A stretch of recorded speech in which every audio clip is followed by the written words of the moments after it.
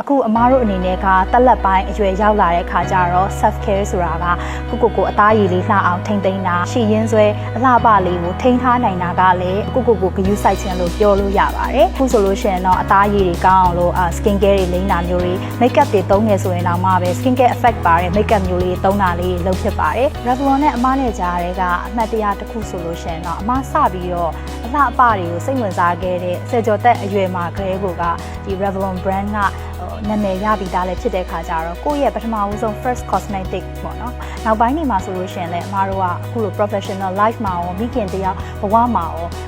ာတနေ့တာပေါ့နော်ရုန်းကန်လှုပ်ရှားရတဲ့အချိန်တွေမှာဆိုရင်ကိုအမြဲတမ်း presentable ဖြစ်အောင်နေဖို့လှပနေဖို့လေးကအရေးကြီးတာပဲပေါ့ဘာလို့လဲဆိုတော့ကိုယ့်ရဲ့လုပ်ငန်းခွင်မှာဆိုရင်လည်းလူအများနဲ့ပြောဆိုဆက်ဆံရတဲ့အခါမှာကိုယ့်ရဲ့ personal branding တစ်ခုအနေနဲ့လည်းအခုလိုမျိုးကောင်းမွန်တဲ့ makeup brand ကိုသုံးခြင်းကလည်းကိုလည်းယုံကြည်မှုရှိစေတယ်တခြားအမျိုးသမီးတွေလည်းအမားတို့အနေနဲ့ပြန်ပြီးတော့ empower လုပ်တဲ့အခါမှာလည်းဒီ brand ကနေရရှိခဲ့တဲ့စိတ်ခံစားမှုလေးတွေကတစ်ဆင့်ပေါ့နော်ခွန်အားပေးနိုင်လာပါတယ်အမအနေနဲ့ Revlon ထဲမှာအကြိုက်ဆုံးဆိုလို့ရှိရင်တော့ဒီ Revlon ရဲ့ color stay makeup ပေါ့နော်အမဆိုရင်တနေ့ကုန်အပြင်တွေလည်းသွားရတယ်နေပူရေးလည်းသွားရတယ်မိုးရွာရင်လည်းထွက်ရတယ်ပေါ့နော်ဆိုတော့24နာရီလှုပ်ရှားနေပါစေပေါ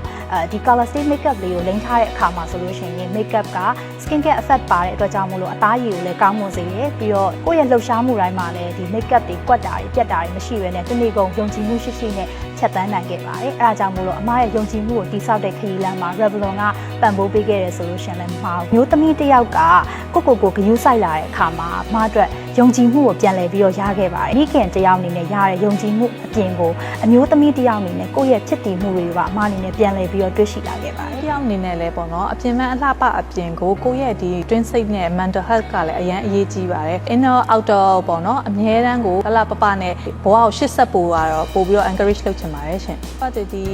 makeup artist ဖြစ်တဲ့အတွက်ကို client တွေကိုသုံးပေးတဲ့အချိန်မှာကျတော့ cosmetic တွေကကျတော့တစ်ချိန်တည်းကနေ reputation ကောင်းခဲ့တဲ့ brand ဖြစ်တဲ့ဒီ Revlon ကကျတော့အရင်တည်းကအမတို့သုံးဖြစ်တဲ့အ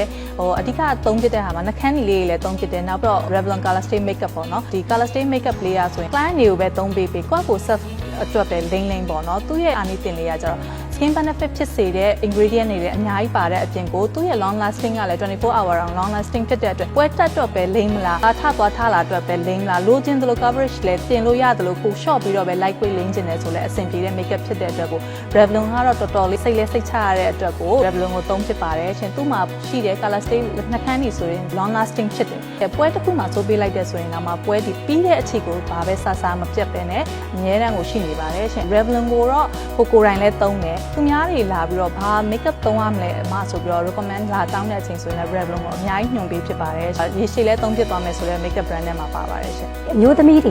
ကို respect ထားတဲ့အနေနဲ့အများကြီးပြင်ဆင်တာမဟုတ်တာမှပဲဒီလိုတက်ရက်လေးတော့ပြင်ဆင်နေထိုင်တင်တယ်ပေါ့နော်အဲ့လိုမျိုးလှပတက်ရက်စွာနေထိုင်ပြီးတော့အလုပ်တွေလုပ်တဲ့အခါမှာ